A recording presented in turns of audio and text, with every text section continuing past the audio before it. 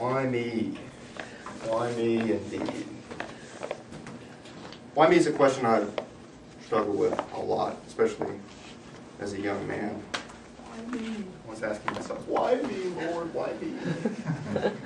Or in the spirit of Fred's emails, ¿Por qué me? Señor Dios omnipotente, ¿por qué? So, adversity is something that all of us face. Some more than others. We all face it, and we overcome it. And it's something that makes us human, overcoming that adversity. It allows us to look forward in the future and say, because I overcame things in the past, I can have the hope to continue to overcome things in the future. It provides us foresight. And that's what I'm here to talk to you about today, is that future problem solving. And I want to do so by telling you about something called the Chief of Naval Operations Strategic Studies Group.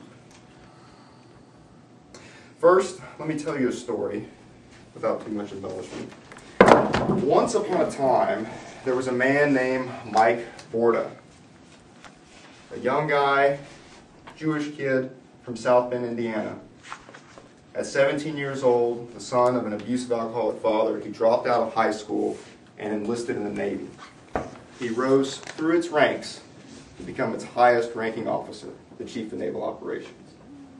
He's the only Chief of Naval Operations to have done so, and he's one of only 2 service chiefs to ever have risen from the enlisted ranks. And he's also the only Chief of Naval Operations to not have graduated the U.S. Naval Academy. So you talk about adversity. Here's someone who knows how to overcome it, who can think forward and get to where he wants to go. A brilliant man, he understood that overcoming adversity takes a little bit of foresight, the deep fight that we call it in my business. And he formed a group that will report directly to him, that will conceptualize strategies and solutions to problems in the future. And it's called the CNO Strategic Studies Group. And they look for 3 things in individuals who are in this group. They look for operational experience, people who have been out there. They also look for a certain amount of technical expertise. They look for an academic credential. And they want these people who are part of this group to have a charisma, a kind of spark about them. So here I am, this young kid, Port Arthur, Texas. Why me? Trying to figure out why me. And so I realized at a certain point you have to start moving forward. Otherwise you get stuck. You can't look back in the past. Things have to start progressing. And that's the first step in overcoming adversity, is looking forward. So I enlisted in the Marine Corps at 17 years old. And I didn't look back. It's given me everything that I have. And who am I operationally as a Marine? I'm a fleet aviator, an air traffic control officer. I've made 7 deployments as part of the Navy and Marine Corps team, as part of the Marine Expeditionary Unit. I've seen the spectrum of what the Marine Expeditionary Unit and the Navy Marine Corps team can do, from projecting forces ashore in Operation Iraqi Freedom to projecting a helping hand ashore in humanitarian assistance disaster relief operations in Luzon, Philippines. I understand the Navy Marine Corps team. I like to think I do, and I'd like to be part of that Navy Marine Corps team as our national interests change in a world that's changing, as our role in the world changes. Who am I technically? I started out as a technical expert in operating in network systems as an enlisted Marine, trying to understand them, trying to get them to work.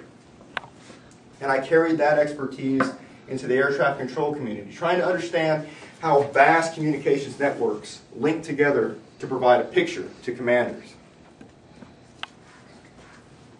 As a functional check pilot, a fleet aviator, I flew aircraft where my knowledge of the technical specifications of that aircraft were contingent on having a safe flight.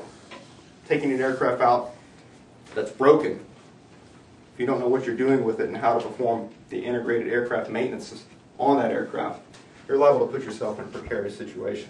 Systems knowledge, detailed systems knowledge of aircraft are very important, not to mention employing that aircraft on the battlefield.